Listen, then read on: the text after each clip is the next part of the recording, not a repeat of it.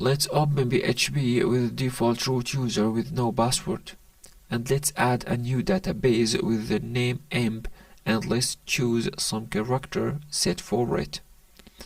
It's not so important because we will be using only plain English text. Let's open the .env file and put the name of the database and username, root, and no password. Let's open some site that offers some online database diagram editing. There are plenty of those.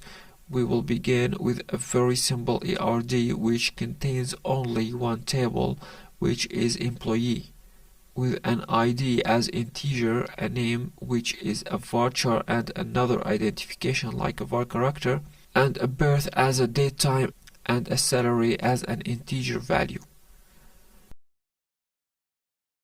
When we create a Laravel project, it have some already built migrations.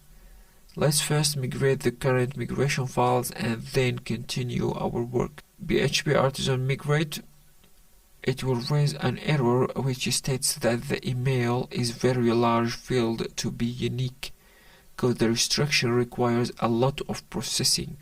So whenever anyone adds a new email, it will check all the already existing emails, so it checks that it is unique. Let's go to the definition of that field in the users table migration and make the email field as 250 instead of the default 1000.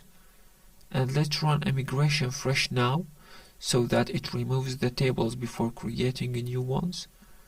We have the same problem with email, but this time in the password resets table. We modified this as well, and we have a third occurrence of the problem in UUID field in the field jobs table. We modified that last occurrence, and then migration is now working fine. But instead of making every property on its own, we can solve that problem by specifying 250 as a default. It's by going to the app provider and specifying that value.